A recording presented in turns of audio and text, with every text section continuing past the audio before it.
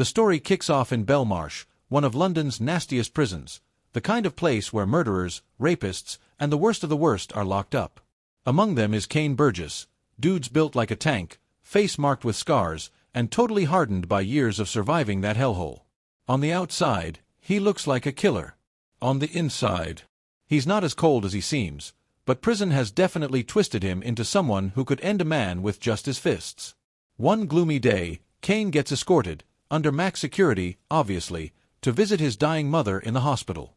But when he gets to her bedside, it's too late. She's already gone. The regret hits hard. If he'd just been a little earlier, he could have said goodbye. But emotions don't get airtime in prison life, so he bottles it up and keeps that stone face. As he heads to the elevator with the guards, something snaps. Cain suddenly explodes into action, savage and calculated. The guards don't even stand a chance. He demolishes them, and their bodies hit the floor hard. In the chaos, Cain makes a break for it, slipping out through the hospital's back exit. Later, Cain rolls up to a private bar, trying to get inside, but the bouncers aren't having it. Another fight pops off. Cain handles it like a pro. The bouncers are no match. Inside, he meets Bez, the fast-talking, cheeky bartender. Cain orders a beer and keeps a low profile, ears tuned in to a sketchy convo across the room. A gang's huddled up, chatting about two major problems. One of their own, Rook, got murdered, and their accountant's gone MIA. One of the gang members, Tun, starts telling the story. He says that on the night of Rook's death, they were selling drugs at their usual spot when this creepy figure started lurking nearby. Rook, being fearless or just reckless, went to confront the stranger. The person didn't say a word. Rook got mad and tried to swing, but the stranger struck first, with an axe, and chopped off Rook's hand. Rook hit the ground, bleeding out. Tun claims he chased the killer off afterward. Cain, hearing this, straight up laughs in Tun's face.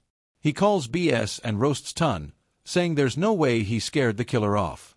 More likely, Tun ran off the second things got ugly. The tension spikes, and Tun's fuming, but Cain's not backing down. Tun gets heated by Cain's mocking and starts throwing threats around. The whole gang rallies behind him, ready to jump Cain. But then Cain drops a bomb. He confesses he's the one who actually killed Rook. Instantly, the gang backs off. Just like that, all that bravado vanishes. Fear hits them like a truck. Bez, the loud and feisty bartender, yells at Cain to get out of her bar. And right on cue, the bouncers Cain had wrecked earlier stumble back in, trying to finish what they started. Bad move. Cain handles them again like it's nothing, pure dominance. Then, just to remind everyone who they're dealing with, he whips out a double-barrel shotgun. Now he's in full control, and it's clear this guy is not someone to mess with. Cain turns to the gang and demands to know where their boss, Lincoln, is hiding. Lincoln's a shady businessman and loan shark, ruthless and greedy. And plot twist. Lincoln's also Cain's brother. Instead of Lincoln, they bring out Hyde, Lincoln's right-hand man. Hyde recognizes Cain instantly and wastes no time mocking him in front of everyone, throwing shade about his prison time and messed-up face. Cain takes it, but you can feel the storm brewing. When a bouncer tries one last sneak attack, Cain shoots him straight in the kneecap. The guy drops, screaming, and Cain kicks him unconscious like it's just another Tuesday. Still, Hyde's not convinced Cain actually killed Rook. So Cain goes full savage mode, pulls out Rook's severed hand in a plastic bag and tosses it to Tun. The gang sees it and realizes Cain isn't bluffing, he's the real deal. No one questions him after that. Cain then roughs up Hyde, blaming both him and Lincoln for everything that ruined his life. He demands Hyde call Lincoln and bring him to the bar. With the room under his control, Cain decides it's story time. He's done hiding. He wants them to know exactly how he ended up like this. Flashback. A few years earlier, Cain was just a struggling boxer trying to get on his feet. Desperate, he went to Lincoln to ask for money to start a business. But Lincoln was too busy gambling with Rook and their accountant, Stokes, all pissed because they'd bet on Cain to lose a fight, and he didn't.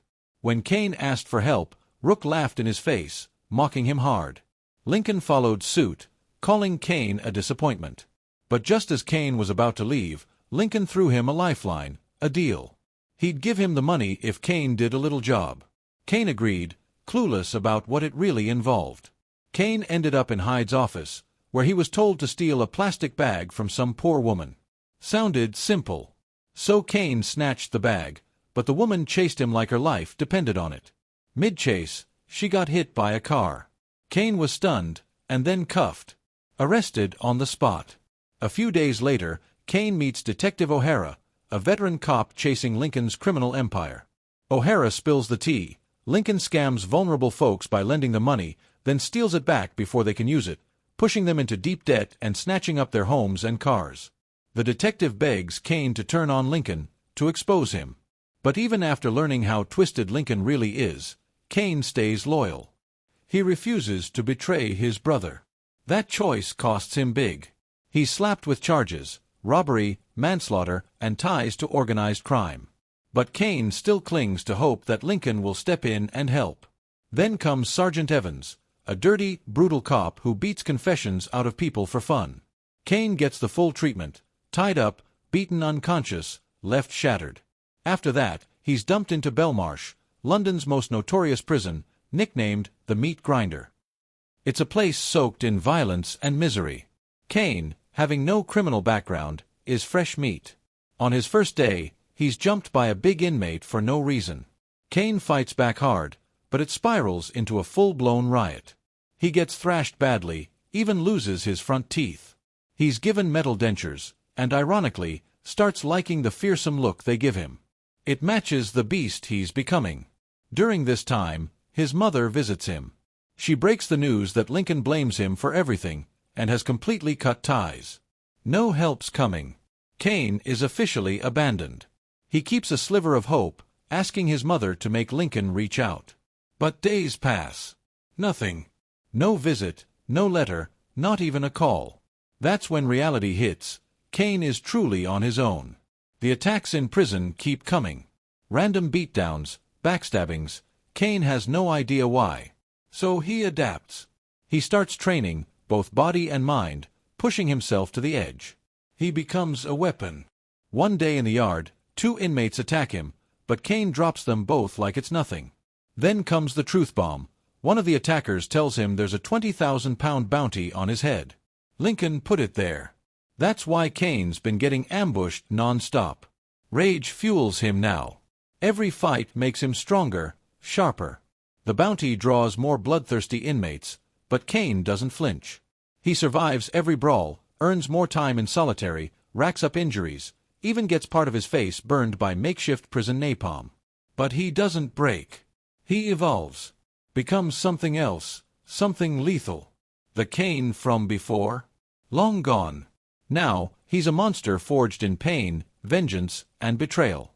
And he's coming for everyone who had a hand in destroying his life. Kane's been rotting in prison for 3 years when his mom drops a bombshell. She's got terminal pancreatic cancer. The news wrecks him, but he keeps quiet about Lincoln's betrayal. No need to break her heart with more pain. Later, while Kane's laid up in the hospital after yet another savage brawl behind bars, Detective O'Hara pays him a visit. He spills some wild tea. Sergeant Evans, the same corrupt cop who tortured Kane, was actually Lincoln's inside man. Basically, Lincoln's been spying on him the whole time. But here's the twist. Evans got exposed and fired. O'Hara makes another plea for Kane to testify against Lincoln. This time, Kane agrees, but only if he can see his dying mother one last time. That deal leads us right back to the opening scene. Kane's escape plan pops off during the hospital visit, and boom, he's free, hell-bent on revenge. Back in the bar, a couple of scared gang members beg Kane for a bathroom break. He shuts that down fast, tells them to go where they stand. Hyde, trying to play tough again, mouths off. Kane makes him kneel and threatens to end him if he keeps talking. That's when Lincoln finally shows up with his crew, shocked to see Kane waiting. Kane disarms Lincoln and his men like it's light work and demands answers. Lincoln gives a half-baked excuse, claiming he only put a bounty on Kane because he thought Kane was gonna snitch. Kane, not buying it, reveals that Evans, Lincoln's so-called informant, was lying. And oh yeah, Kane already hunted Evans down and smashed his skull in with a hammer. Classic Kane move. Lincoln tries to patch things up, promising a fresh start. Kane's not hearing it. Instead, He shoots Hyde in the head in cold, messy fashion, leaves the gang stunned and horrified. Then he hits Lincoln with the next gut punch. There's only £1,500 left in his bank account. Flashback, Kane had already paid a visit to Stokes, Lincoln's accountant. Stokes tried pulling a shotgun. Kane snatched it like it was a toy. Kane forced Stokes to empty Lincoln's accounts, taking nearly £2 million, which he later donated to the families Lincoln scammed through his loan shark business. Now broke and shaken, Lincoln leans on his gang. But Kane's like, I only need one bullet, and it's got your name on it. Lincoln smirks, noticing Bez sneaking up on Kane. He keeps talking to distract him, then wham! Bez smashes a bottle over Kane's head. All hell breaks loose. Kane manages to shoot one of the gang members before they swarm him and take his gun. The crew starts chucking bottles, then Bez hands out hammers, knives, and metal rods like it's a murder party starter pack. But Kane, built different, goes full beast mode, smashing, stabbing, biting, literally, taking them down one by one. Tun tries to flee, per usual, but comes back with a submachine gun. Classic Tun blunder. He accidentally shoots one of his own. Kane grabs the gun and mows down more enemies. The few left try one last ambush, but Kane dismantles them all, one by one, in vicious style. Bones break, throats get torn, necks get chomped. It's primal. At the end of the carnage, only 3 are left. Kane, Lincoln, and Bez. Lincoln pulls a shotgun and confesses, he never cared about Kane's loyalty, the bounty was just about keeping his own reputation clean. He pulls the trigger. Click. Nothing. Empty chamber. Kane knew it all along and just laughs in his face. Desperate, Lincoln grabs a knife from Bez and lunges. The two brothers go toe-to-toe in a raw knife fight. But Kane wins, stabbing Lincoln and finally ending his reign of terror. He turns to Bez. She's the last one standing. Kane doesn't kill her. He leaves her alive, surrounded by the corpses of her chosen family. Let her deal with that. In the end, one of Lincoln's former victims checks their account and finds unexpected money in it, a sign that Kane tried, in his own brutal way, to make things right.